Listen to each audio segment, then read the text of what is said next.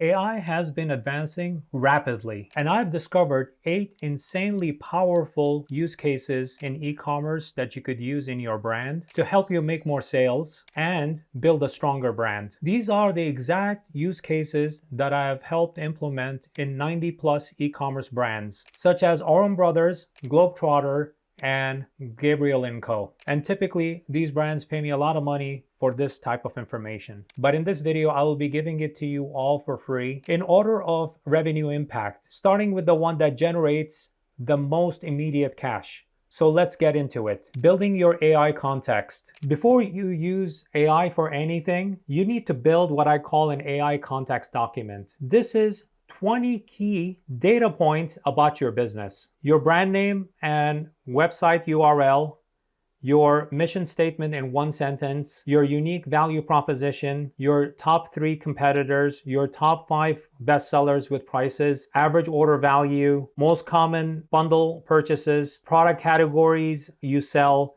shipping times and costs, return policy summary, customer service response time, your brand voice description, primary customer demographic, top 3 customer pain points, most common customer objections, why customers choose you over competitors, current email open rates, cart abandonment rate, customer acquisition cost, and repeat purchase rate percentage. Save this as your AI context document. You'll paste it before every single prompt. Here's an example of a fictional jewelry company, Luxura Jewelry. This is a document, it exactly follows those 20 key data points. And as you can see, it's very detailed. It talks about the unique value proposition. It talks about the tone, about the brand voice, the product catalog.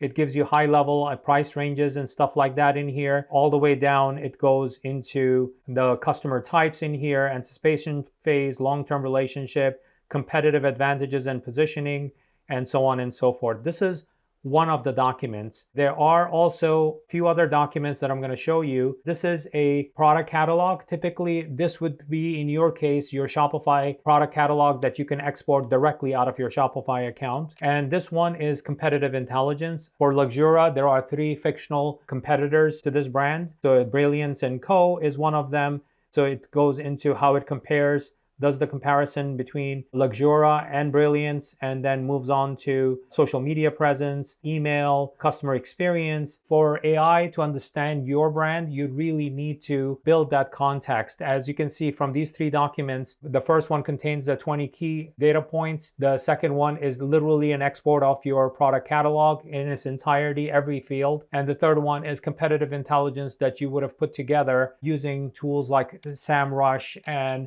following the social media of your competitors, following their email signups, and so on and so forth. And you put these 3 documents together. It doesn't have to be anything fancy. It's just a CSV file for the product catalog is fine. And for the other 2 files, it could be plain text file. It doesn't have to be a fancy file in any way. It just needs to have the content in there, relevant content that we will be inputting during this time. Here are the prompts that I have learned over my extensive usage of AI platforms like ChatGPT, where you have to give it some direction so it does not sway from giving you the correct responses that you're looking for.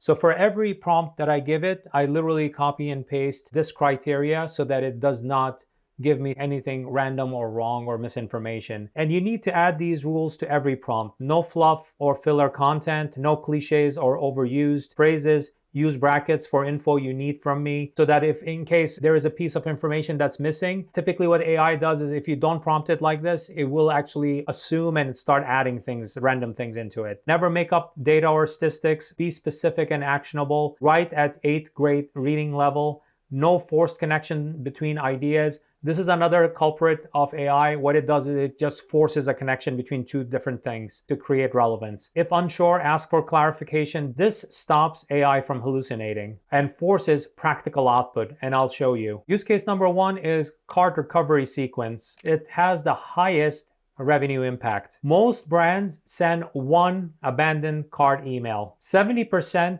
of carts are still abandoned. That's leaving $70,000 on the table for every million in revenue. The prompt that we will use would be create recovery sequence touch points 1 hour later, email 24 hours later, email 48 hours later, SMS 72 hours later, email 7 days later, email, and for each provide channel, subject opening, key message, one sentence, CTA. And here are the rules the prompt has to follow, in addition to the previous one that we did. Different angle each time, no discount escalation, use product name placeholder, maximum 50 words each. So before we do this, remember we created our context documents. So first we will be inputting those. We are in ChatGPT. This is ChatGPT 5, and we will add the 3 files that we created, the product catalog, the AI context, and the competitor intelligence. So there we go. Those are the 3 files that are added: about my brand, product catalog, competitor intelligence. That's all we did. We just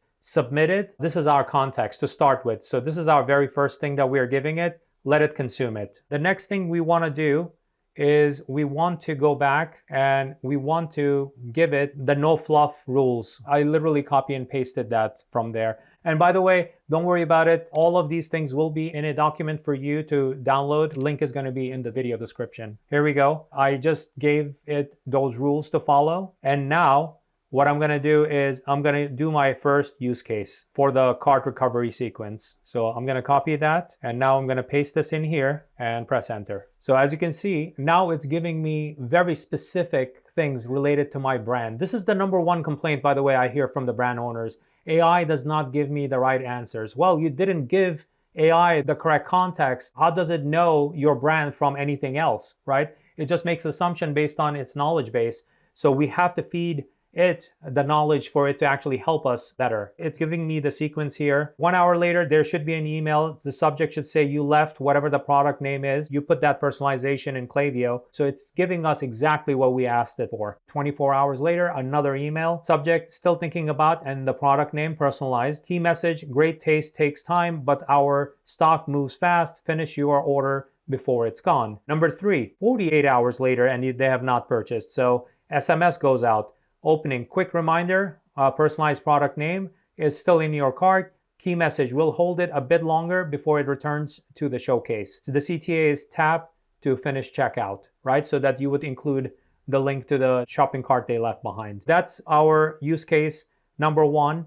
And it's different angles. It's no desperate discounting, as you can see. There are real reasons for you to complete this purchase as a consumer. This is what recovers 15% of abandoned carts. That's $70,000 per year for every million in revenue. Use case number 2, it's a data analysis prompts. You have data everywhere, but you don't know where you're losing money or what to fix first. This use case shows you your biggest leaks, and fixing it can unlock $400,000 in revenue. So here's the first prompt. Analyze my funnel, traffic : and you would put in your traffic numbers. By the way, for Luxura Jewelry, I had included all of this data already in there. Product views, and you include the number. Add to cart, checkout started, purchase. This data is available to you from your Shopify admin reports, is available to you from Google Analytics. If you use other tools like AdBeacon or Triple Whale, you have access to this funnel data. And then calculate drop-off rates at each stage, biggest leak identification, industry benchmark, comparison, priority fix recommendation, expected impact estimation, and then rules: show all math calculations, no assumptions without data, use actual industry benchmarks, specific recommendations only, include confidence level. This entire prompt, I've copied it to my clipboard. I'm going to come back here and I'm going to paste this in here. I have actually included my traffic numbers and stuff like that. So I'm going to say already shared. The rest of it, I kept it the same. In your case, input the actual data. Input data, that's, I said I already shared it. So it actually is summarizing it for me. Product views, baseline 100%, add to cart, 32%, so it's 68%. Drop off, checkout started, 85% of carts, 15% drop off. Your numbers are going to be very similar to this from that perspective. So step-by-step drop off calculations. Product view to add to cart, 68% drop off, so the retention is 32%.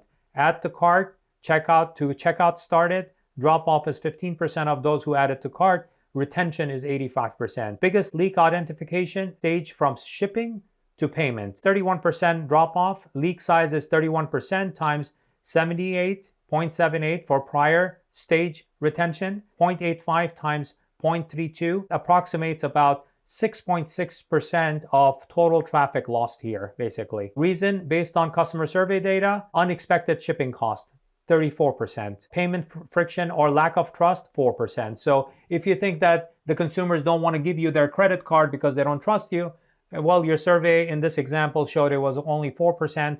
But the bigger issue that every consumer has is you never told me that the shipping is going to be as much as, the cost of the goods that you sold me, right? Or you want to sell me. And then it goes into the industry benchmarks for fine jewelry e-commerce. Product to cart, 68% for Luxura. For our brand, Luxura is 68%. Benchmark drop-off is 65 to 70%. It's within range. Benchmark source, Shopify Plus 2024, e-commerce conversion study, fine jewelry vertical average 1.6 to 2.1% conversion rate. The finding, checkout payment stage is underperforming by 6 to 8 points versus peers. So it's giving you specific recommendations in this use case. And it's also giving you priority fix recommendations, add PayPal and ShopPay Express buttons, display secure checkout SSL encrypted, and re-emphasize free shipping on $500 plus, auto apply shipping threshold banner dynamically, add progress bar 3 steps, card,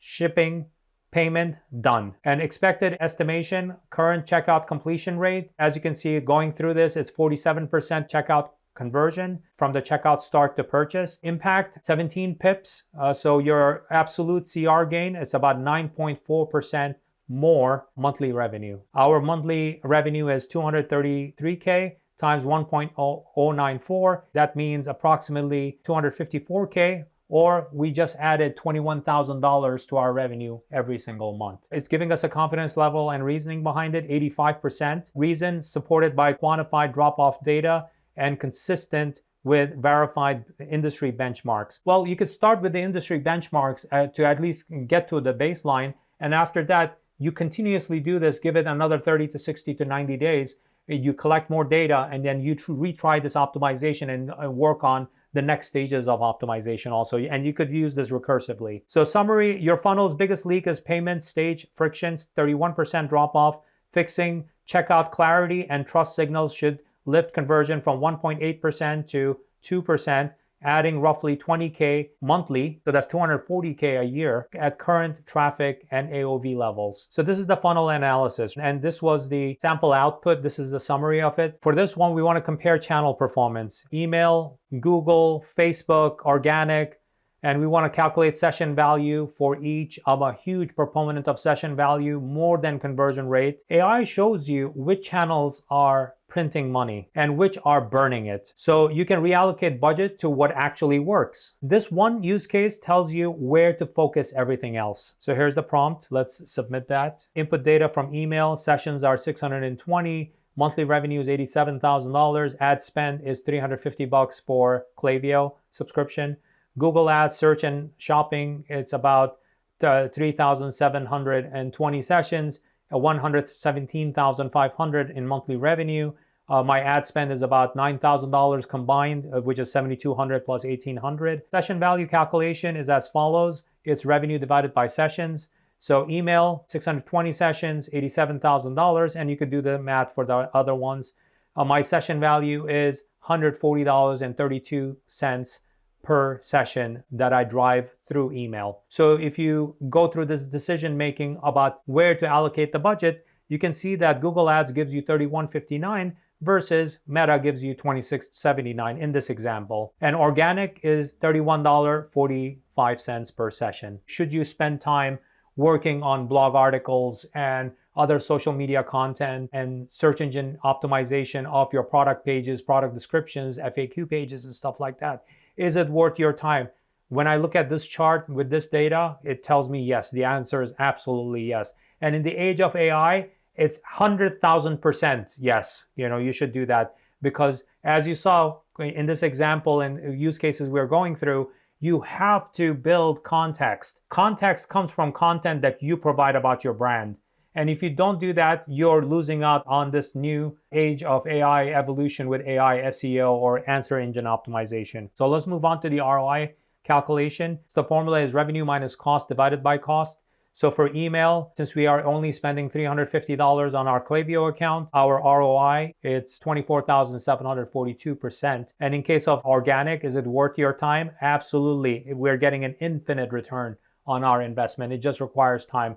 And in the age of AI, for you to generate content, you can create really rich blog articles and social media posts and stuff like that. Let's move on to the ROI ranking. It's for paid channels only because organic is infinite. Email is $140 per session, highest ROI. Google Ads ranks next, is best paid acquisition efficiency. Meta Ads gives us strong but less efficient. It's not like you can do one or the other. You have to do both because you are going to get different types of traffic to your site. Organic is free, foundational growth channel, but it has limited scale because there's a lot of competition when it comes to organic. Budget recommendations based on this context and data we had shared with ChatGPT. Email for a retention engine, maintain current spend. It's already max efficient. Expand segmentation, VIP, lapsed customers, one-time buyers, test triggered flows, win back, birthday review request. Organic, low-cost compounding, invest in 2 SEO optimized blog articles per month, targeting under competed keywords, affordable luxury. For the context, I had actually pulled out SEMrush data related to fine jewelry. So that's what you need to do for your product category. Pull all of this data. SEMrush is an amazing tool. It gives you all of that data so that you could use that as context. So the expectation is 15 to 20% organic sessions growth over 6 months. Confidence level, 90% based on direct performance data from your funnel and industry standard ROAS and ROI methods. Summary, email dominates value at $140 per session. Google delivers the best paid ROI and deserves the next marginal dollar. And this next marginal dollar means that if I gave you $1 extra, where would you put it? And would that marginal dollar give me a marginal increase in ROI or ROAS? That's another math calculation you need to do when you're deciding where to allocate your budget. The Meta sustains awareness and retargeting, not scaling. Organic should receive SEO reinvestment and not budget cuts. Use case number 3. Retention campaigns. Most brands focus only on new customers, but existing customers are 5 times cheaper to sell to, and they have 2 to 3 times higher lifetime value. So here's the prompt. Design retention system, customer segments. We're putting in certain rules it needs to follow based on actual behavior, no generic discounts. Use purchase history placeholders for retention campaigns. Here we go. We'll paste it and I'll submit that. ChatGPT Advisor gave us segment 1, one-time buyers. I said it was 70%. Re-engagement trigger, 90 days since last purchase with product name in order history. Message angle, you chose whatever the product they chose, personalized. Complete your collection with its matching piece. Offer type, personalized. Product pairing, for example, necklace to match prior earrings. Segment 2, 2 to 3 time purchasers. Now for this group, we want to re-engage them. So it's a re-engagement trigger. 6 months since last order, total spend, and you would insert the amount. And message angle is you've built a beautiful collection. Our jewelers want to polish your next piece together. The offer type is exclusive early access to new arrivals in their preferred category. Success metric, 18% engagement, 8% repeat rate within 45 days. The final segment here is VIP customers, that's 10%. Re-engagement trigger, 4 months since last purchase, lifetime spend is whatever the total is. And message angle, your loyalty deserves something special. Your personal jeweler prepared new limited pieces matching your past favorites. Offer type, private consultation plus complimentary engraving upgrade. Success metric, 25% engagement rate, 10% repeat purchase within 60 days. It's segment specific, behavior based, it's measurable. This doubles your repeat purchase rate from 15% to 30% or more. Let's move on to use case number 4.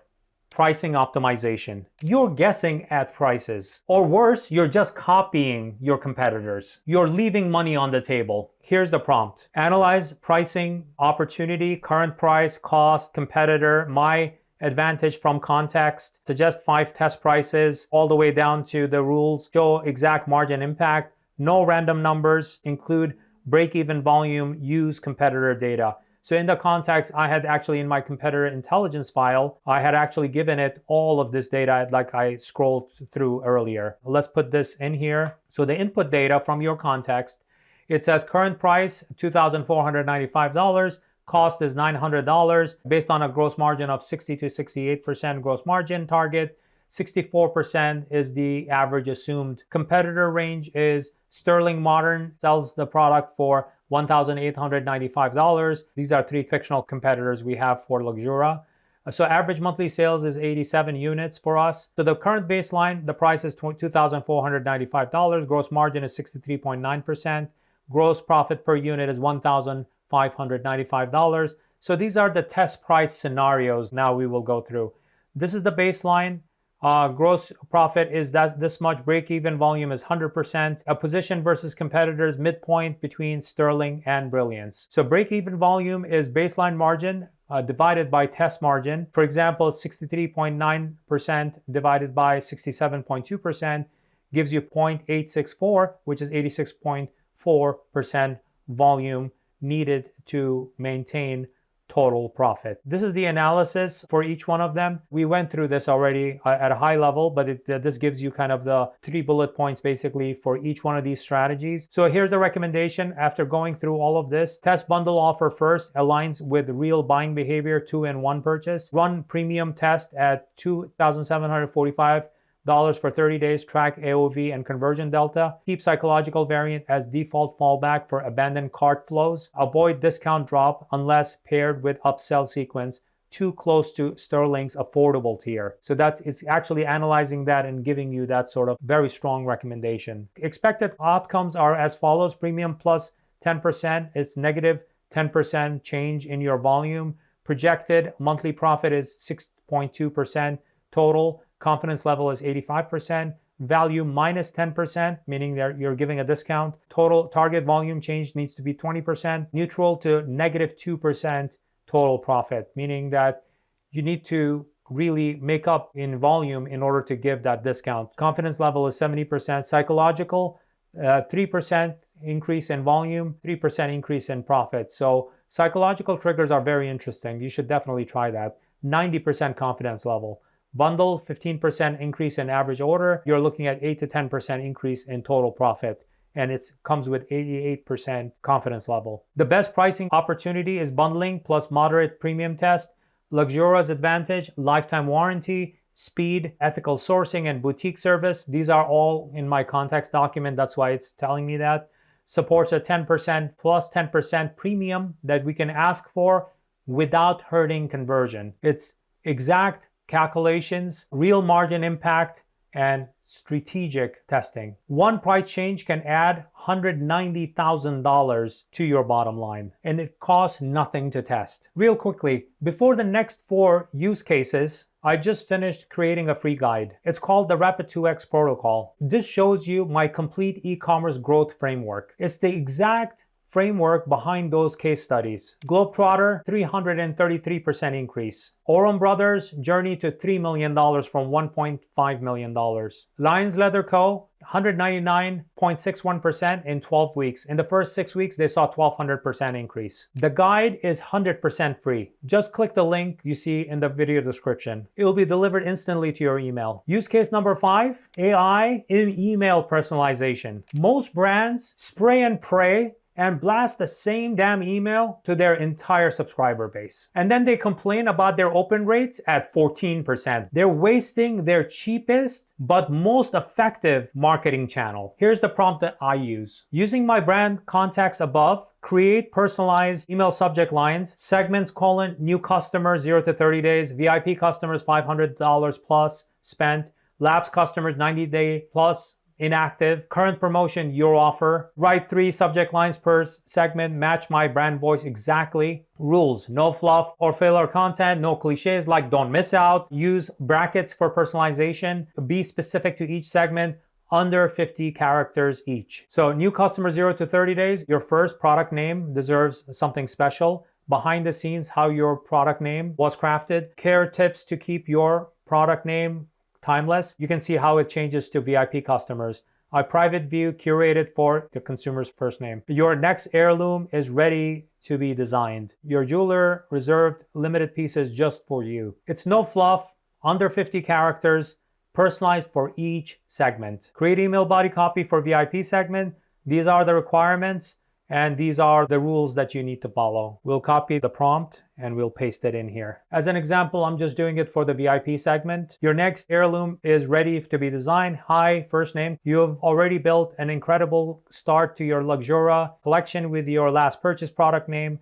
It's time to add pieces that complement its story. Our jewelers handpicked 3 for you, product 1, 2, and 3, and it gives you the reason. You've seen our craftsmanship up close. The price reflects what you already value: ethically sourced materials, lifetime warranty, and meticulously worked by hand, not by machine. Complete your collection below. Shop my recommendations. This is another personalized piece in here. P.S. Each piece is made to order. Start yours this week to have it ready before specific upcoming occasion. It's conversational. It's specific, real urgency. This is what gets you 47% open rates. Use case number 6, ad copy that converts. Your Facebook ads get terrible ROAS. How do I know that? I work with more than 100 brands now. It's 90 plus brands that I work with. Generic copy does not stop the scroll. You're burning money on ads that don't work. Here's the prompt. Create Facebook ad copy. Inputs, product, bestseller,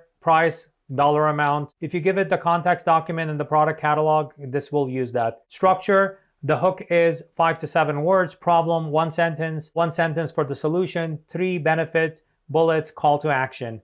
And in the rules, no emoji spam, no fake urgency, 75 words maximum. Let's see what our trusted ChatGPT gives us when we do this. The hook is timeless design, modern craftsmanship, real value. Problem, finding jewelry that feels personal and lasts is harder than it should be. Solution, product name is handcrafted from ethically sourced gold and lab-grown diamonds made to be worn for life. Call to action, own your first piece of fine jewelry today at this amount. Problem first, specific specs, no fake urgency. Now let's generate 10 different hooks for the same product. Question hooks, what makes a ring truly timeless? Ready for jewelry that actually lasts. Number 3, why settle for mass-produced sparkle? Statement hooks. Handcrafted elegance starts with your product name.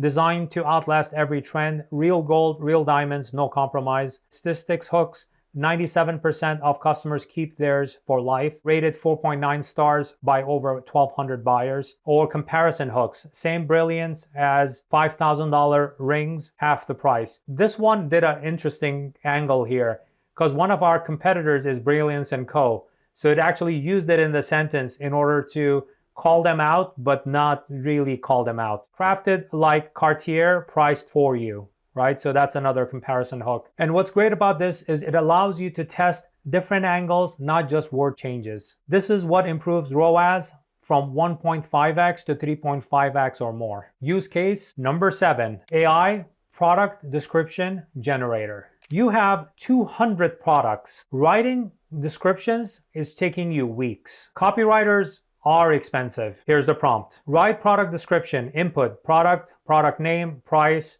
main benefit, target customer, structure, headline, problem it solves, 3 benefit bullets, objection handler, 1 sentence, and the rules it has to follow: no superlatives, best, amazing, etc. And use specific numbers, 150 words maximum. So let's copy this and let's see what magic it works. So headline, handcrafted elegance built to last. Most jewelry fades or bends within few years. Product name is built for decades of daily wear. Each piece is forged in solid 14 karat gold. As you can see, it's actually following our rules and the way we asked it, and also following our brand voice. It's giving me these 3 bullet points that I could include it super close to the add to cart. As you can see, as you read this, this does not feel like it's generated from AI. It does a pretty good job of actually giving you really quality content that you can really use in this use case. Use case number 8, customer service automation. You know your customer service team is drowning in customer service inquiries and tickets. Where's my order? Takes you 24 hours to respond to. And your returns are handled inconsistently. Here's the prompt. Create customer service responses, common scenarios. Where's my order?